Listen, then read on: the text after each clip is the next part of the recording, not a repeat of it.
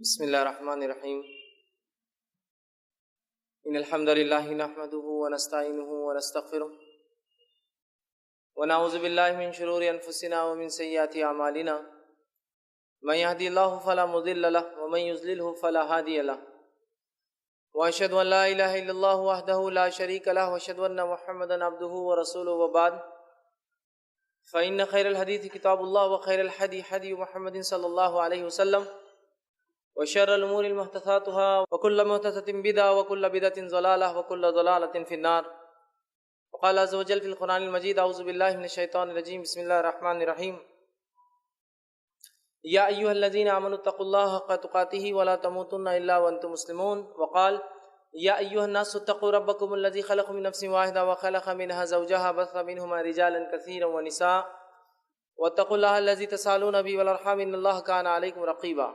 وقال يا أيها الذين آمنوا اتقوا الله وقولوا قولا سديدا يصلح لكم أعمالكم ويغفر لكم ذنوبكم ومن يطع الله ورسوله فقد فاز فوزا عظيما. اللهم صل على محمد وعلى آل محمد كما صليت على إبراهيم وعلى آل إبراهيم إنك حميد مجيد. اللهم بارك على محمد وعلى آل محمد كما باركت على إبراهيم وعلى آل إبراهيم إنك حميد مجيد. رب اشرح لي صدري ويسر لي أمري واحلل عقدة من لساني يفقهوا قولي. وقال عز وجل في القرآن المجيد أعوذ بالله من الشيطان الرجيم بسم الله الرحمن الرحيم آمن الرسول بما أنزل إليه من ربه والمؤمنون كل آمن بالله وملائكته وكتبه ورسله لا نفرق بين أحد من رسله. اما بعد، تمام تعریفیں اس اللہ عز و جل کے لیے لائق و زیبا ہے جو تمام جہانوں کا بنانے والا اور اسے پالنے والا ہے، اور درود و سلام اس کے آخری نبی محمد صلی اللہ علیہ وسلم پر.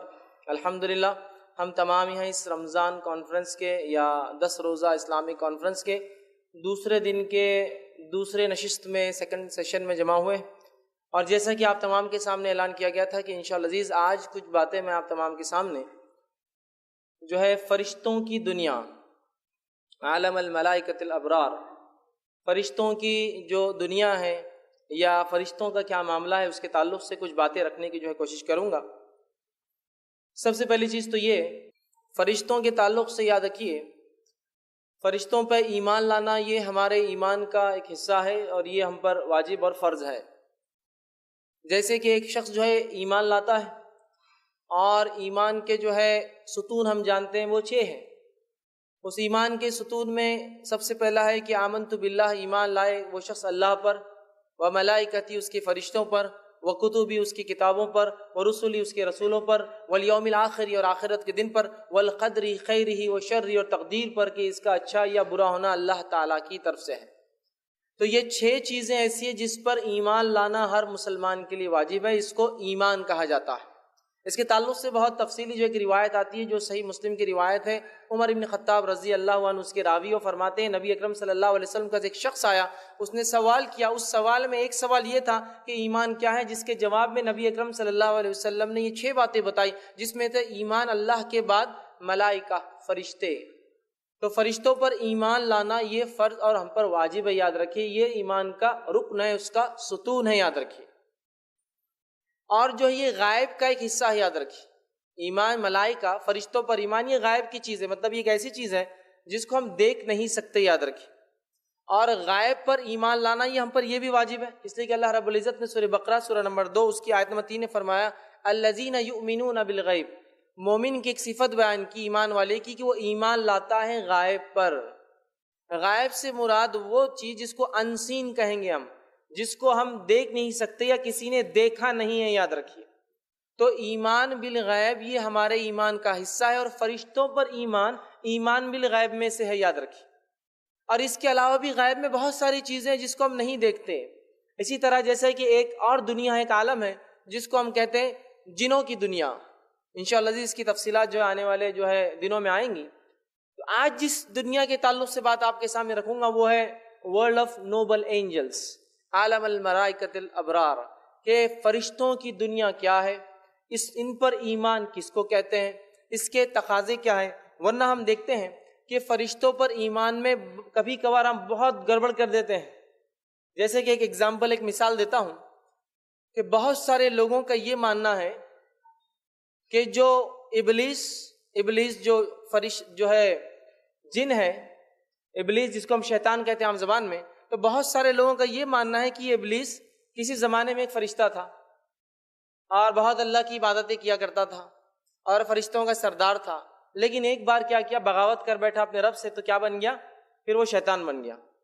یاد رکھیے فرشتوں کے ایمان میں یہ چیز داخل ہے کہ فرشتے ہر وہ کام کرتے جو ان کا رب حکم دیتا ہے، اور ان کے رب کے حکم سے ہٹ کر وہ کچھ بھی نہیں کرتے۔ تو اگر کوئی شخص یہ ایمان رکھتا ہے، عقیدہ رکھتا ہے کہ وہ ابلیس وہ فرشتہ تھا، جن نہیں تھا، تو گویا اس کے فرشتوں پر ایمان میں گڑبڑ ہے۔ اس کا کہنا یہ ہے کہ فرشتے منمانی بھی کر سکتے ہیں اپنی، جبکہ ہم جانتے اللہ رب العزت نے قرآن میں اس چیز کا اعلان کر دیا۔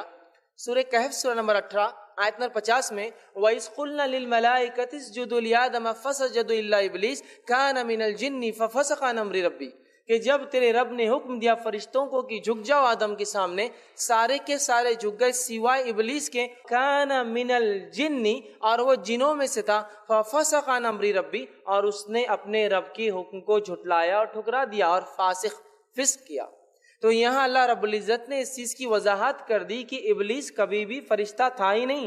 وہ کون ہے؟ بابائے جن، جنوں کا باپ ہے، جس طرح سے آدم علیہ السلام میرے اور آپ کے باپ ہے، سمجھ رہے آپ؟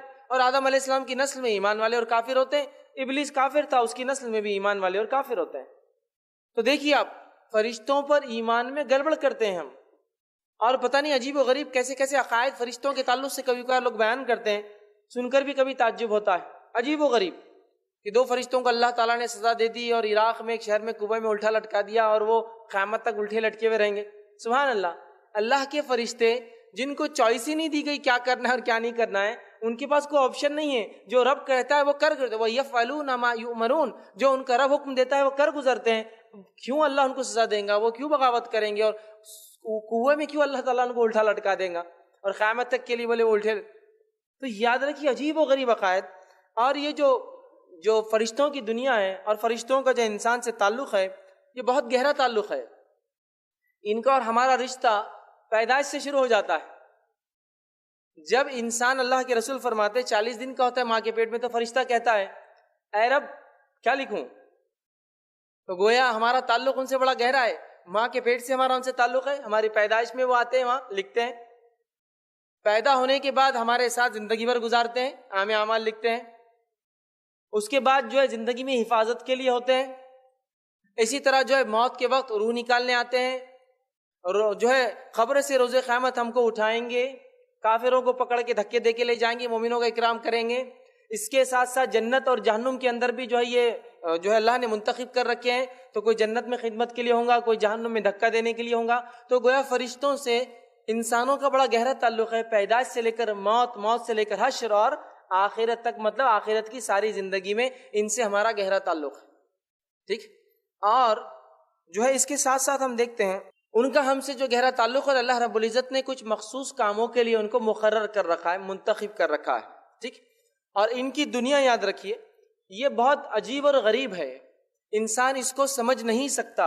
اگر اللہ کی کتاب اور اس کے رسول صلی اللہ علیہ وسلم ہمیں نہ بتاتے تو یہ فرشتوں کی دنیا میرے اور آپ کے لیے سمجھنا ناممکن ہے۔ یاد رکھیں، اس لیے کہ اس کا تعلق غائب سے ہے، انسین ورلڈ سے ہے، ایک ایسی دنیا سے جس کو ہم دیکھ نہیں سکتے۔ تو اللہ کی کتاب اور اگر اس کے نبی صلی اللہ علیہ وسلم اگر ہمیں نہ بتاتے تو ان کی دنیا جاننا یا ان کے بارے میں کچھ بھی جاننا ہمارے لیے ممکن نہیں تھا۔ یاد رکھیے فرشتوں کی دنیا ایک پاکیزہ دنیا ہے، یاد رکھیے ایک پاکیزہ دنیا، اس لیے کہ اللہ کی حمد و ثنا کرتے ہیں، بڑائی بیان کرتے ہیں، اور اللہ کے گھر کا جو آسمانوں میں ہے بیت المعمور اس کا طواف کرتے ہیں، سجدہ تو سجدے میں ہے، رکوع تو کوئی رکوع میں ہے۔ کسی کو سور پھونکنے کا حکم دے دیا گیا تو بس وہ کھڑا ہے کہ کب اجازت ملے تو میں پھونک دوں، تو جس دن سے بنا ہے اس دن سے لے کر سور پھونکنے تک ویسے ہی کھڑا رہیں گا وہ۔